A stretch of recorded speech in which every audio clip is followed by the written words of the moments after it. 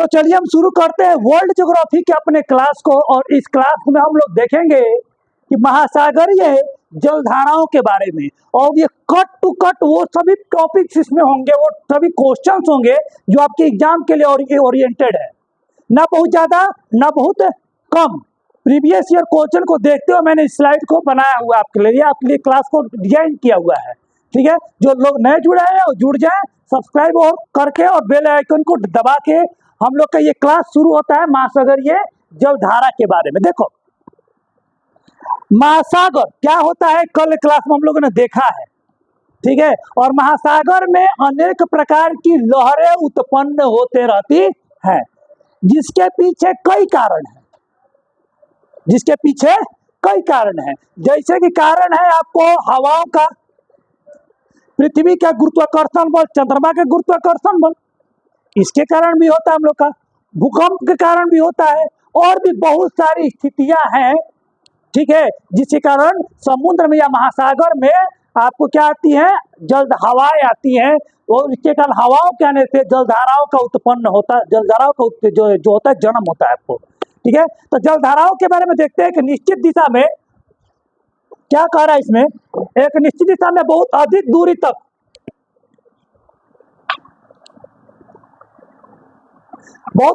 तक महासागरीय जल के एक विशाल जल राशि के प्रवाह को महासागरीय प्रवाह कहते हैं। निश्चित दिशा में बहुत दूरी तक, हजारों किलोमीटर जब जाता है हम लोग का, ये समझ में नहीं ना कि बस ऐसे उठा ऐसे डूब गया, वो नहीं, ये सीधे चलते जाएगा, ये बहुत दूर तक चलता है, एक दूसरे को इफेक्टेड करते जाएगा। ये धारा दो प्रकार के होते हैं जो हम लोग का महासागरीय जलधारा, एक गर्म होता है और एक क्या होता है हम लोग का ठंडी जलधारा होती है। महासागरीय जलधारा कितने प्रकार होती है, गर्म और ठंडी। जैसे कोई क्वेश्चन पूछने वाला को नहीं है, बस आपको जानना है, जहाँ क्वेश्चन पूछना है वहां पर हम व्हाइट सब हाईलाइट करके समझा देंगे क्या पूछेगा। गर्म जलधारा निम्न अक्षांशों में उच्च कटिबंधों से उष्ण समशीतोष्ण और ध्रुवीय कटिबंधों की ओर बहने वाली जलधाराओं को गर्म जलधारा कहते हैं। ये मेनली जो होता है पृथ्वी के बीच में इस तरह से होगा, कहाँ तक जाएगा, साइड में ध्रुव की तरफ जाएगा, तो बीच में गर्म रहेगा, फिर जाते क्या हो जाएगा, ठंडा हो जाएगा। तो बीच में जो जलधारा उठता है क्या रहेगा, गर्म जलधारा रहता है। समझ में, बीच में जो धारा रहेगा कैसा रहेगा हम लोग का, गर्म जलधारा रहता है हम लोग का। ये प्रायः भूमध्य रेखा दे रहा है, भूमध्य रेखा इंग्लिश में क्या कहते हैं, इक्वेटर बोलते हैं। भूमध्य रेखा से ध्रुवों की ओर चलती है, बताया ना, भूमध्य रेखा हो गया, भूमध्य रेखा तो कैसे जाएगा हम लोग का, ध्रुवों की ओर बढ़ेगा। ये हाथना पट्टी के अप्रोक्स में ये ज्यादा आएगा। कर्क रेखा और मकर रेखा के बीच का जो पट्टी हो गया, एक बीच में क्या आता है, ये गर्म जलधारा उत्पन्न होता है। आ रहा है समझ में, कोई दिक्कत ना। इसके जल का तापमान गर्म मार्ग में आने वाले जल को तापमान से अधिक होता है, और गर्म जलधारा देखो हेजा जो गर्मी से उत्पन्न होता है तो तापमान ज्यादा रहेगा, और मार्ग में हेजा जाएगा तो आगे ठंडा पानी रहेगा, तो गर्म और ठंडा, तो एक से क्या होगा, हेजा वाला पानी से हाई वाला पानी गर्म रहेगा। नहीं समझ में आ रहा है, जो गर्म जलधारा उत्पन्न होगा, मान लीजिए जो जलधारा उत्पन्न, तो ये क्या रहेगा, अपने आप में ज्यादा गर्म रहेगा। अब मार्ग में जो पानी मिलेगा ओकरा से क्या रहेगा, ज्यादा गर्म रहेगा। आगे समझ में, अब ओकरा के गर्म करते जाएगा, ऐसे समझिए। ये प्रायः जिन क्षेत्रों में चलती हवा का तापमान को बढ़ा देगा, गर्म जलधारा जहां चलेगी, बोले ना या ठंडा पानी था आगे में, एक हम गर्म पानी निकाले, तो गर्म पानी जब क्या करेगा, ठंड को पानी को तब गर्म कर देगा, और अपन उसमें तो देवे करेगा उसको, अपन उसमें खत्म करेगा, तो ऐसे चलते रहता है। अरे समझ में, आगे बढ़े। ठंडी जलधारा उच्च अक्षांशों से निम्न अक्षांशों की ओर बहने वाली धारा को ठंडी धारा कहते हैं।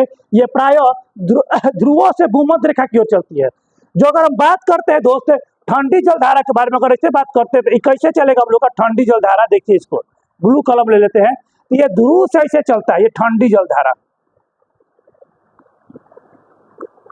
समझ में आ रहा है आप लोग को, ध्रुवों से भूमध्य रेखा की ओर चलेगा कौन सा हम लोग का, ठंडी जलधारा। और गर्म जलधारा भूमध्य रेखा से ध्रुवों की ओर चलती है। दोनों में आपको अंतर समझ में आ गया, गर्म जलधारा और ठंडी जलधारा में आपको कोई दिक्कत ना। आगे बढ़े, हाँ, ये प्रायः हो गया। इसके बाद इसके जल का तापमान रास्ते में आने वाले जल के तापमान से कम होता है। भाई यही तो ठंडा है, यही क्या हम लोग का गर्म है, ऊपर ध्रुव पर ठंडा है, बीच में हम लोग गर्म, तो ठंड का पानी आने का तो क्या आएगा, हेने वाला बीच में जता रहेगा क्या रहेगा, गर्म मिलेगा पहले से। है समझ में? तो जो आएगा एक और तापमान कम रहेगा, रास्ता में जो पानी मिलेगा उसका तापमान क्या रहेगा, बेसी रहेगा। समझ में आ गया? तो ये बहुत बड़ा फंडा नहीं है। अब इसमें मेन में पूछता है जलधारा के बारे में, कौन कौन जलधारा है। तो आप लोग ये समझिए कि गर्म जलधारा किसे चलता है और ठंडा जलधारा किसे चलता है, समझने में कोई दिक्कत? कॉन्सेप्ट क्लियर हुआ कि नहीं क्लियर हुआ? और बताए एक मेरा है, ठीक है। तो समझिए एक बार फिर से, देखिए यहां पर देखिए इसको, हाई अर्थ हो गया ना, हाई हम लोग का हो गया भूमध्य रेखा, यहाँ पे कर्क और मकर रेखा में बांटे हैं। हेजा साइड में क्या है, ध्रुव है, नीचे में ध्रुव, ऊपर भी क्या हम लोग का है ध्रुव, ध्रुव पर बर्फ है, बर्फ है मान लीजिए हवा चलेगा ठंडा, तो चलेगा हम लोग का ठंडा। तो ध्रुव से जब हवा जाएगा, बीच में सूर्य का प्रकाश डायरेक्ट पड़ता है, बीच में सूर्य का प्रकाश डायरेक्ट पड़ता है, अफ्रीका अफ्रीका बीच में पड़ता है भूमध्य रेखा के अप्रोच में, तो जब गर्मी रहेगा भयंकर। अरे समझ में, बीच में गर्मी रहता है, साइड में बर्फ है, चलते है कि बीच में तो साइड में सूर्य का प्रकाश तो डायरेक्ट पहुंच नहीं पा रहा है, काफी तिरछा होकर पहुंच रहा है, तो साइड में क्या रहेगा, ठंडा। आप समझ में आ गया? पृथ्वी का बीच का भाग गर्म है और साइड का भाग अगर जाओगे तो ये ठंडा है करीब करीब। तो अगर हम लोग का ठंडा से वैसे जाएगा पानी हवा, बताओ ये ठंडा हवा रहेगा ना हम लोग का, कैसा रहेगा हम लोग का, ठंडी हवा रहेगा, ठंडी महासागरीय धाराएं हैं हम लोग का, या हवाएं हैं हम लोग की, ये चल ठंडी जल धारा है हम लोग का। कहाँ गया भाई, एक मिनट रुक जाओ ना, एक मिनट रुक जाओ, यहाँ पर था, ठीक है। तो ये ठंडी है हम लोग की, ऊपर से आएगा तो भी क्या रहेगा बेटा हम लोग का, ठंडा रहेगा। आ रहा समझ में? बीच में गर्म, तो ठंडा से गर्म की ओर आएंगे, ठंडी वाली। और गर्म जो जलधारा है वो कैसे चलता है, देखो पियर से ले लेंगे थोड़ा सा, अब बैकग्राउंड को चेंज कर देते हैं, है ना, अब समझ में आ रहा होगा। अब गर्म वाला क्या होता है, गर्म से ठंडा की ओर जा रहा है।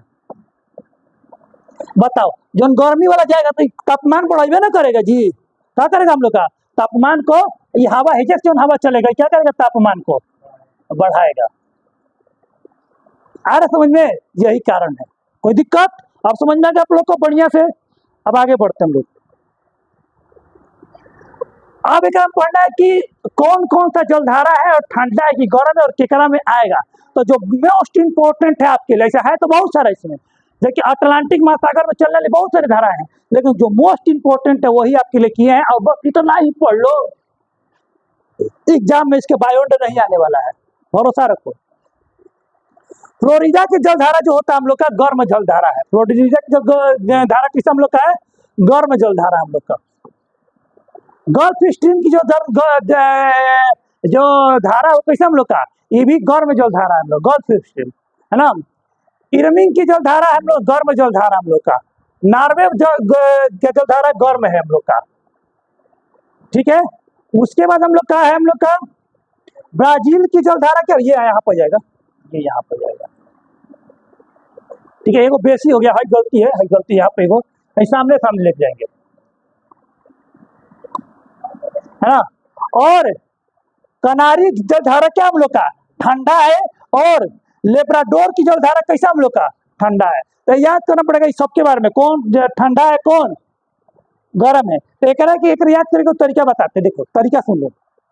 गर्म वाला का तो याद में समझिए ना, कनारी कैसा जलधारा, तो पूछेगा तो एक दो को याद करो तो बाकी अपने आप पकड़ा जाएगा। अगर ठंडा वाला पकड़ लोगे तो गर्मी वाला अपने आप पकड़ा जाएगा। तो कनारी कौन लगेगा, कनारी कैसा लगेगा हम लोग, कौन लगेगा, ठंडा, ठीक है। लेब्राडोर, लेब्राडोर डोर कब बंद करके रखते हैं हम लोग, गर्मी ठंडा के दिन में एकदम पट कर दो, पूरा खिड़की दरवाजा बंद कर दो, है ना, डोर लगा दो पूरा बढ़िया से। लेब्राडोर ये कब होगा हम लोग का, ये ठंडी जलधारा है। तो कनारी कनकनी बढ़ेगा तो क्या करेगा, पूरा गेट उट बंद करके सोते हैं बढ़िया से हम लोग। तो लेब्राडोर और कनारी जलधारा कैसे हम लोग का, ठंडा जल, याद हो गया हम लोग का। अब एक में सबसे इंपॉर्टेंट जो आपको पूछेगा हम लोग का, गल्फ स्ट्रीम पूछता है। गल्फ कंट्री से बोलते हैं कि यहाँ पर तेल उल पाया जाता है, बाद में तो गल्फ कंट्री बोलते हैं, जैसे सऊदी अरबिया सबको गल्फ कंट्री बोलते हैं हम लोग। कहाँ बोलते हैं, तेल पे आता है, ये बड़ी गर्मी होता है, तो गल्फ कंट्री में गर्मी होता है ना खूब, तो कैसा है, गर्म जलता है, ट्रिक है ये, समझ में है ना, एक वास्तविकता से कोई रिलेशन नहीं है, समझ में है ना, ठीक है। तो ये याद हो गया हम लोग का। उसके बाद ब्राजील कैसा देश है, ब्राजील में जाओ तो करिया करिया नजर आएगा सब, एकदम अफ्रीकी देश है हम लोग का, ब्राजील करिया करिया रहेगा सब, है ना। तो कैसा रहेगा हम लोग का, गर्म रहेगा, समझ में आया। तो इस तरह याद करने का तरीका है, आपको आगे बढ़ते हैं। प्रशांत महासागर में कौन कौन सी जलधाराएं मिलती है, तो देखिए इसमें बोलेगा क्यूरोशिवो जलधारा, ये गर्म है हम लोग का। इसके बाद हम लोग का एलुशियम जलधारा गर्म है, एलुशियन जलधारा गर्म है। सुशीमा जलधारा गर्म है। पूर्वी ऑस्ट्रेलिया जलधारा गर्म है हम लोग का। और कैलिफोर्निया जलधारा कैसा हम लोग का, ठंडा, है ना। पीरू या हम्बोल्ट जलधारा कैसा हम लोग का, ठंडा, ठीक है। अब देखो कैलिफोर्निया, है ना, कैलिफोर्निया ये कहाँ है हम लोग का, किस देश में हम लोग, कैलिफोर्निया अमेरिका में है, अमेरिका ठंडा देश है ना हम लोग का। तो कैलिफोर्निया की जलधारा कैसा रहेगी हम लोग का, ठंडा, ठीक है। पीरू या हम्बोल्ट, है ना, हम्बोल्ट जलधारा कैसा हम लोग का, ठंडा जलधारा है। तो हम लोग साथ में बेसी कब रहते हैं, चपक चपक के आदमी कब बैठता है, ठंडा में। हम वोल्ट, हम लोग साथ साथ है, तो हम साथ साथ है बस ठंडा में, गर्मी में ना, तू होने छितरो हम होने छितराएंगे, होता है ना जी। तो हम वोल्ट कैसा होगा हम लोग का, ठंडी जलधारा है। आगे बढ़े, मोजाम्बिक जलधारा ये कैसा हम लोग का, गर्म है, ठीक है। उसके बाद है अलुहास जलधारा, ये कैसा हम लोग, हिंद महासागर बहने वाली, है ना। ये अलुहास जलधारा गर्म है हम लोग का। पश्चिमी ऑस्ट्रेलिया जलधारा ठंडी है। और पछुआ पवन हम लोग का आता है, ये भी कैसा हम लोग का, ठंडा, ये हम लोग की तरफ चलता है पछुआ पवन, ये हिंद महासागर का है। तो इसमें जितना भी दिए आपको, थोड़ा मेहनत तो पड़ेगा, लेकिन आपको याद करना पड़ेगा, 10-15 को होगा इसमें, 15 को ले, इतना याद कर लो तो एग्जाम में तुम्हारा नहीं छूटेगा हम लोग का। अब चलते हैं एल नीनो ला नीनो के बारे में, ठीक है, एल नीनो और ला नीनो के बारे में।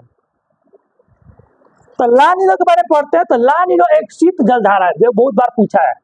ला नीनो कैसे जलधारा हम लोग का, शीत जलधारा। पूछता है कि एल नीनो कैसा है, ला नीनो कैसा था, लाओ और खाएंगे और लाओ, कब, ठंडा में। एल लग जाता है जिंदगी का, गर्मी में, है ना। एल लग गया जिंदगी, आप पढ़ेंगे। एल नीनो प्रवाह क्या है हम लोग का, एल नीनो जो जलधारा कैसा हम लोग का, गर्म जलधारा, देखिए यहाँ पर लिखे भी है, एल नीनो गर्म गर्म जलधारा है। एल लगा है गर्मी में, एकदम इतना भयंकर गर्मी है, याद रखिएगा। और ला नीनो में और लाओ और खाएंगे और लाओ, पराठा मार रहे एकदम टमाटर की चटनी के साथ। एल नीनो जिसकी उत्पत्ति पेरू के पूर्ववर्ती क्षेत्र में होती है, और वही ला नीनो जलधारा जिसकी उत्पत्ति पेरू तट के समानांतर उत्तर से दक्षिण की ओर होती है। तो इतना याद नहीं रखना है, ये मार याद रखना है, एल नीनो और ला नीनो की उत्पत्ति किसके पास होती है, तो पेरू के पास होती है। पेरू एक देश है, उसी के तट के पास ये होता है हम लोग का। ला नीनो का प्रवाह क्षेत्र एल नीनो की तरह प्रशांत क्षेत्र के विशेष रूप से पेरू और तटीय क्षेत्र होता है। यह कभी कभी हिंद महासागरीय क्षेत्र में प्रवेश, यह कभी भी हिंद महासागरीय क्षेत्र में प्रवेश नहीं करती, किंतु इन दोनों का प्रभाव वैश्विक होता है। अब एल नीनो ला नीनो जो है ना, कभी भी हम लोग की तरफ नहीं आएगा, समझ में ना, वो उधर रह जाएगा हम लोग का, उधर रह जाएगा, प्रशांत महासागर सबके क्षेत्र में रह जाएगा, हम लोग की तरफ ही आएगा नहीं, इसका प्रभाव नहीं आएगा, लेकिन इसका इफेक्ट पड़ेगा हम लोगों की तरफ, ये आएगा नहीं, लेकिन यहाँ पर इफेक्ट दे के जाएगा, ठीक है। जिस वर्ष ला नीना जलधारा की गहनता होती है, उस वर्ष भारतीय मानसून ज्यादा तीव्र होता है, मैंने बेसिक किसी की ला नीना आया तो पता चल जाता है कि भैया ऐसा भारत में मानसून क्या होगा, काफी बढ़िया आएगा। वो क्षेत्र में क्या आएगा, पेरू के तट पे ला नीना आया है, और लाओ बारिश लाओ और लाओ बारिश लाओ, ये क्या होगा, ला नीना। ला नीना क्या लाता है, बारिश लाता है। और वही जे साल एल नीनो लग गया बउआ, तो तोरा जिंदगी में एल लग जाएगा और सूखा जाएगा, समझ में ना। अब ये सब पानी होगा, अभी सूखा की स्थिति नहीं कर सकता, बरसात आने वाले टाइम में हम मानसून में भी थोड़ा सा पीछे है हम लोग का, पढ़ाएंगे मानसून के बारे में और अच्छा से पढ़ाएंगे। मानसून थोड़ा पीछे, लेकिन मानसून बहुत ज्यादा अच्छा होगा इस साल हम लोग का, है ना। तो एल नीनो का प्रभाव जहाँ पर रहेगा उससे क्या होता है, वर्षा कम होती है, और ला नीनो के प्रभाव में वर्षा ज्यादा होती है। ला नीनो ठंडा जलधारा है और एल नीनो गर्म जलधारा। ये तो आप लोग का कहाँ से उत्पन्न होगा, तो पेरू के तट पर। 3-4 क्वेश्चन आपका यहाँ से बन सकता है कि नहीं बन सकता है, एकदम बन सकता है।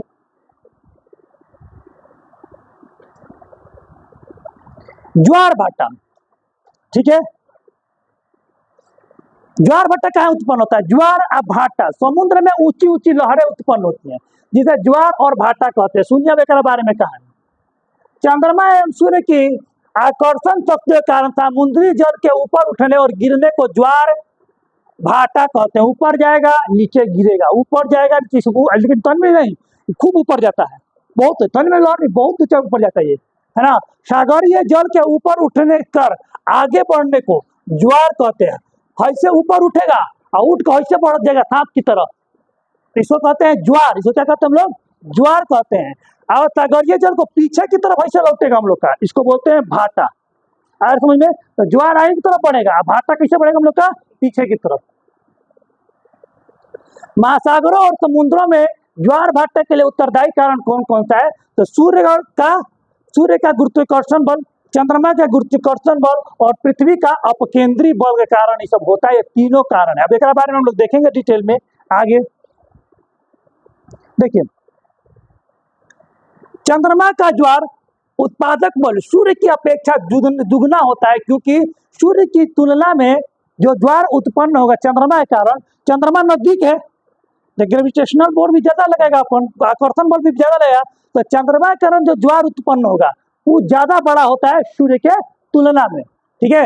अमावस्या और पूर्णिमा के दिन चंद्रमा, सूर्य और पृथ्वी एक सीधा में होगा। क्या होगा हम लोग का? एक सीधा में। अतः इस दिन उच्च ज्वार उत्पन्न होता है, यानी महीना में 2 बार उच्च ज्वार उत्पन्न होता है। बहुत इंपॉर्टेंट क्वेश्चन है आपको। महीना में 2 बार उच्च ज्वार उत्पन्न होगा? 2 बार उत्पन्न होगा हम लोग का। दोनों पक्षों के 2 पक्ष होता है हम लोग का, एक कृष्ण पक्ष होता है, एक शुक्ल पक्ष होता है हिंदू धर्म में। कृष्ण पक्ष माने अंधेरिया, शुक्ल पक्ष माने उजाला। तो दोनों पक्ष के सप्तमी अष्टमी को सूर्य और चंद्रमा के केंद्र पर समकोण बनाएगा, इस तरह, समझ में है ना? समकोण बनाएगा, सूर्य और चंद्रमा पृथ्वी इस तरह बनाएगा।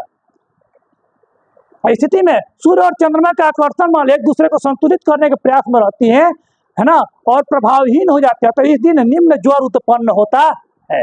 उच्च ज्वार कब उत्पन्न होगा? जब 90 डिग्री कोण में रहेगा। जब हम देखिए यहाँ पे उच्च ज्वार का, देखो सूर्य चंद्रमा पृथ्वी बराबर उच्च ज्वार। हर समझ में? चंद्रमा और सूर्य और चंद्रमा का गुरुत्वाकर्षण खिंचाव हो रहा है, यहाँ पर उच्च ज्वार उत्पन्न होगा, समझ में? और यहाँ पर क्या है? 90 डिग्री बना हम लोग का निम्न ज्वार में, है ना। इस क्षेत्र में निम्न ज्वार बना हम लोग का, 90 डिग्री बनाया। यहाँ पर क्या होगा? निम्न ज्वार बनाएगा। यहाँ पर ये आइए देखो, ये तो लंब 180 डिग्री हो गया, है ना। 180 एकदम सीधा, देखो तो ये तो एक सीधा हो गया, है ना।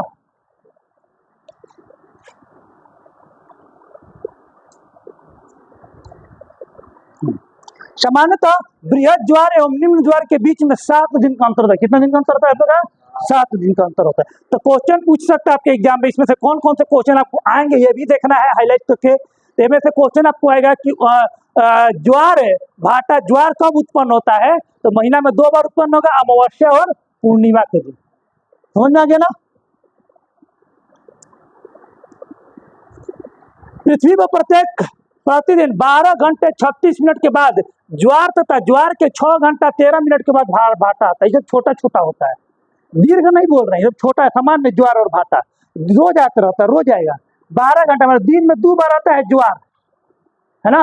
और भाटा को 4 बार एक तरफ से आ जाएगा, समझ में? 6 घंटे 13 मिनट पे। ज्वार प्रतिदिन 2 बार आता है, एक बार चंद्रमा के आकर्षण बल के कारण और दूसरी बार पृथ्वी के आकर्षण बल के कारण, अपकेंद्री बल के कारण। पृथ्वी के अपकेंद्री बल के कारण ही आता है, आकर्षण बल नहीं होगा, अपकेंद्री बल होगा पृथ्वी का। तो एक बार चंद्रमा का आकर्षण बल के कारण ज्वार आता है, एक बार पृथ्वी का अपकेंद्री बल के कारण आता है। सामान्यतः ज्वार